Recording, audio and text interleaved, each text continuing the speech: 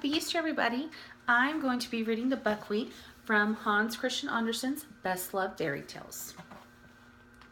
When you pass by a field of buckwheat, after a thunderstorm, you will often find it looking blackened and singed, as if a flame of fire has swept over it.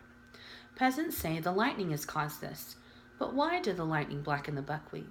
I will tell you what I heard from the sparrow, who was told by an old willow tree standing near a field of buckwheat. It was a large, imposing old willow tree, although somewhat crippled by old age and split in the middle.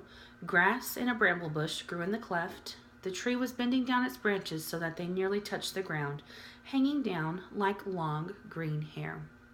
On all the neighboring fields grew corn, not only rye and barley, but also oats, splendid oats indeed, which look when they are ripe like many little yellow canary birds on a branch.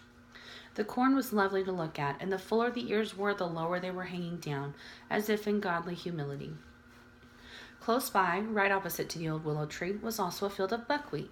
The buckwheat did not bend down like the other corn, but stood proudly and stiffly upright. "I am certainly as well off as the corn," it said. "I am in addition to this much better looking. My flowers are as beautiful as the blossoms of the apple tree. It must be a pleasure to look at me and my companions.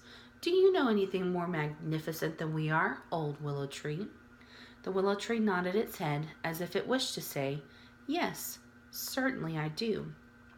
The buckwheat spread full of pride its leaves and said, "This stupid old tree, it is so old that grass is growing out of its trunk."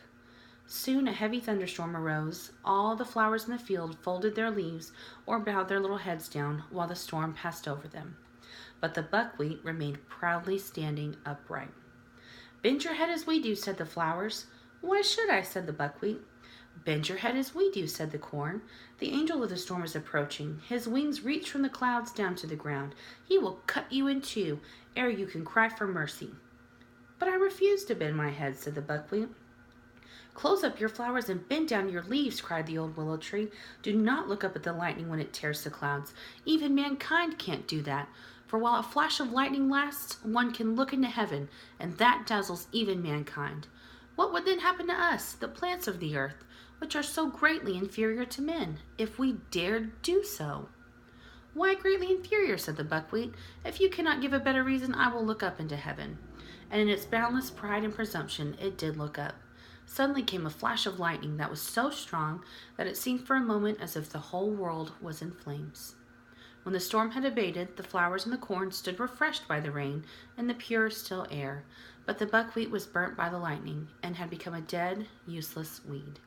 The wind moved the branches of the old willow tree so that large drops of water fell down from its green leaves as if the tree was weeping, and the sparrows asked it, "Why do you cry? Blessings are showered upon us all. Look how the sun shines and how the clouds sail on. Do you not smell the sweet fragrance of flowers and bushes? Why do you cry, old willow tree?" Then the willow tree told them of the pride of the buckwheat, of its presumption, and of the punishment which it had to suffer. I, who have told you this story, have heard it from the sparrows. They related it to me one night when I had asked them for a tale. Thank you.